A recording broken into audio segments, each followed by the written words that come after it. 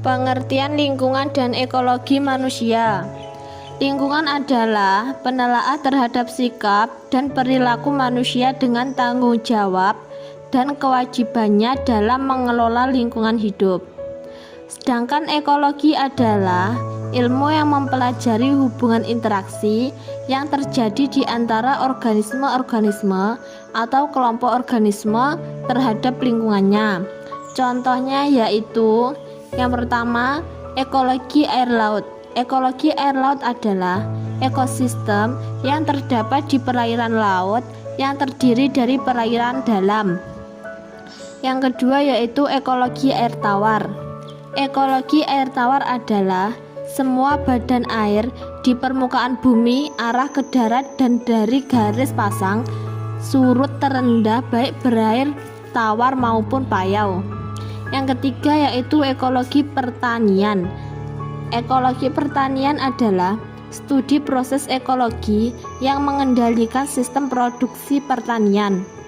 Yang keempat adalah ekologi perkotaan. Ekologi perkotaan adalah hubungan organisme hidup satu sama lain dan sekitarnya dalam konteks lingkungan perkotaan.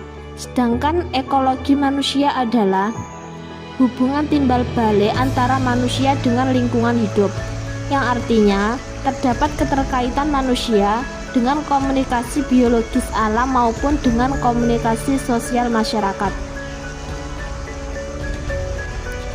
Ruang lingkup pendidikan lingkungan dan ekologi lingkungan.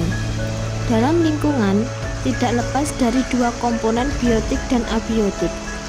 Biotik di dalamnya terdapat makhluk hidup termasuk manusia. Abiotik yaitu benda mati, batu, tanah, matahari, angin, dan air. Ruang lingkup ekologi adalah cabang ilmu pengetahuan yang mempelajari tentang hubungan makhluk hidup dan lingkungannya. Bumi memiliki banyak sekali jenis-jenis makhluk hidup, mulai dari tumbuhan, binatang yang sangat kompleks hingga organisme yang sederhana seperti jamur, amubu, dan bakteri.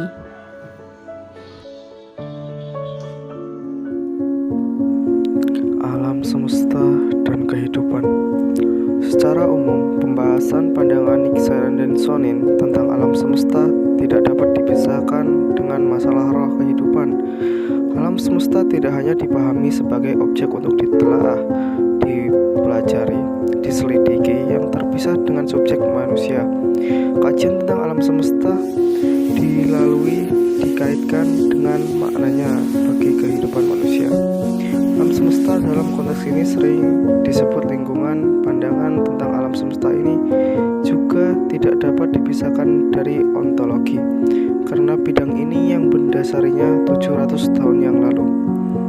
Nick Saran dan Sonin mengembangkan suatu teori terperinci tentang hubungan antara budi dan zat dalam jasad hidup. Dalam hal ini ada dua istilah yang penting untuk dipahami, yaitu psikipo, berarti semua zat atau fenomena fisik, dan simpo, berarti kerja pikiran, cara berpikir. Kedua hal ini tidak dapat dipisahkan, atau funisikisin, gabungan dari bagian-bagian pertama dari psikiho dan simpofuni, yang berarti keutuhan antara budi dan zat.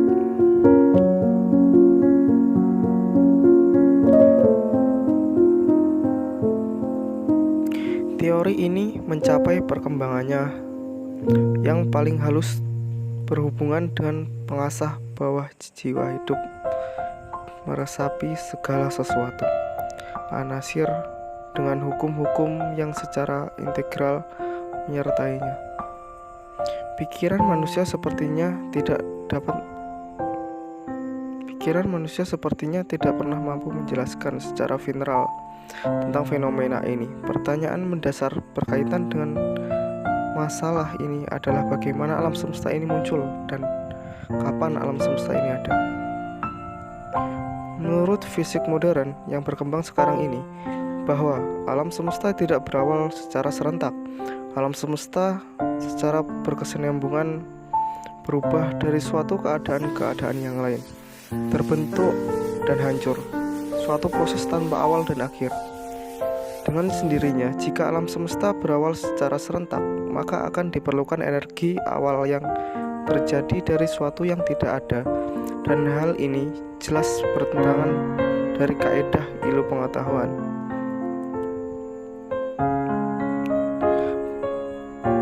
Dalam hal ini, Sang Buddha berpendapat bahwa alam semesta yang disebut sebagai samsara adalah tanpa awal. Banyak sekali spekulasi bermunculan untuk menjawab pertanyaan mendasar ini, baik dari pihak agamawan, ilmuwan, maupun filsuf.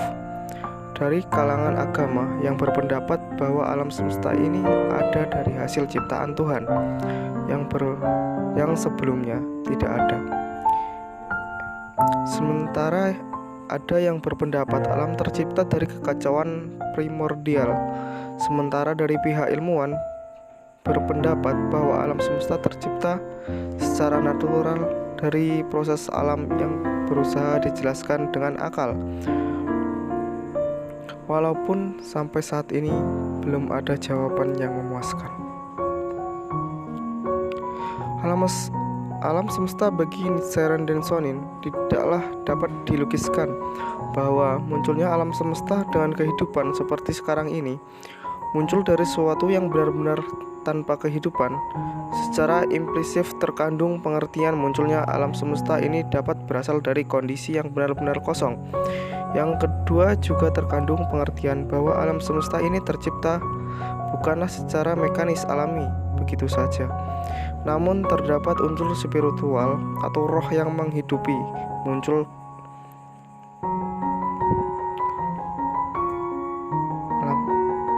munculkan alam semesta ini. Alam semesta tidak dapat dipisahkan dengan kehidupan dan roh, dan alam semesta tercipta tidak secara cepat, melainkan tercipta secara perlahan.